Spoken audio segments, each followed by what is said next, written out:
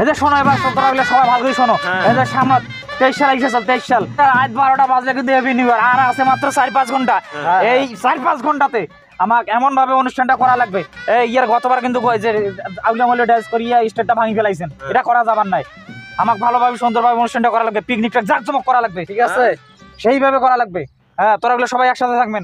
Happy new ইয়ারটা কিন্তু ছোটখাটো জিনিস মনে করেন না, এটা অনেক বড়। তুই কিন্তু টাকা দিব, টাকা কিন্তু বিরিয়ানি খাবো এবার, কিন্তু বিরিয়ানি খাবো সমস্যা নেই, টাকা পয়সা কিন্তু সেভাবে দেওয়া লাগবে। এবার কোনো টেনশন নেন না, মুই তোমাকে লিখ বিরিয়ানি খেলাম এবার। তুই আগেবারে টাকা দিবার পারছিস না, সবাইকে তুই বিরিয়ানি খাওয়াবো। এবারও টাকা না আসলে দেখি, এবারও টাকা নেই মোর কাছে। এই দেখ এই দেখ এই দেখ টাকা। ভাই তোরা আমার বড় ভাই আনতে চেটে সেটা আমাকে অপমান করেন। টাকার জন্য টাকা থাকলে তো অপমান করবেন না তোমাকে। কিন্তু ঠিক নয়, এগুলো সবগুলো আগের হিসাব বাদ দাও, তখন নতুন করে কি করা লাগবে সেইটা কোন দাও। তাহলে শোনো, এটা কিন্তু সিরিয়াস বিষয়। হ্যাঁ, এই যে এটা হ্যাপি নিউ ইয়ার কিন্তু প্রতিদিন আইসে না। হ্যাপি নিউ ইয়ার এই যে প্রতি বছরে একবার আইসে, বছরে একবার, 365 দিন পর। হ্যাঁ, একবার আইসে। আমার কিন্তু ভালোভাবে অনুষ্ঠানটা করা। এবার যে হ্যাপি নিউ ইয়ারে যে উপলক্ষে যে নয়া গানটা বেরাইছে, হ্যাঁ যে ইমিক্স গানটা, হ্যাঁ ওই উপলক্ষে একটা আমরা ডান্স করবো। আর ওইটা ডান্স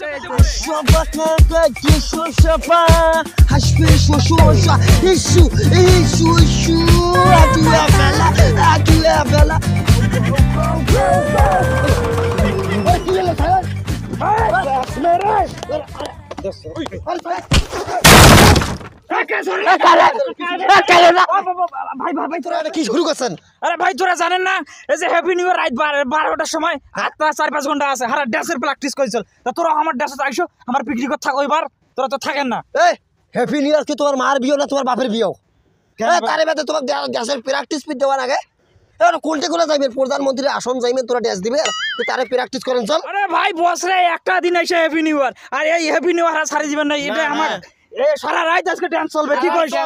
সারা রাত ডান্স চলবে, সারা রাত ড্যান্স চলবে। হ্যাঁ ভাই, আয় তোরা থাকেন। আরে এমন গানের ড্যান্স চল, মোর বাপ হয়ে গান যেমন সরে নাই। এটা ইমিক্স গান, ইমিক্স গান আকুতু পুসুকু এগুলো গান, এগুলো হ্যাঁ এটা আফ্রিকান গান। এই শোনো, হ্যাঁ তোরা পালন করেন করো, অসুবিধা নেই, আমার কথাটা শোনো। কি কইলেন? মুসলমান না হিন্দুর বাচ্চা না খ্রিস্টানের বাচ্চা? আরে মুসলমান, হ্যাঁ মুসলমান, মুসলমানের বাচ্চা। হ্যাঁ তা তোরা মুসলমানের বাচ্চা দেয়া, তোরা কেসের এই যে রাত 12টার পর তোরা ওই হিকরি পালন হেকরি পালন করবেন? Happy new year, happy new year, happy new year করিয়া এই পাপের বোঝা গিলা যে নেবেন, তাহলে তোমার মাপ দেবে আল্লাহ তোমাক। আরে এবার কেমন করে বুঝো রে? হ্যাঁ কি তোমার দোজক যাওয়ার জন্য যে কোনো একটা পাপে যথেষ্ট। এই তোরা যে হ্যাপি নিউ ইয়ার পালন করবেন লাগছেন, যেহেতু এটা তোমার ধর্মের মধ্যে পড়ে না। হ্যাঁ পড়ে না তো পড়ে না। আরে ওটা বিজাতিরা করে, যারা খ্রিস্টান ধর্মীয় অবলম্বী, যারা যাদের কোনো ধর্ম বলতে নেই, তারাই হ্যাপি নিউ ইয়ার পালন করে। আমাদের মুসলমান ধর্মে হাদিস এবং কোরআনে কোথাও এই ধরনের অপশন নাই হ্যাপি নিউ ইয়ার পালন করতে হবে।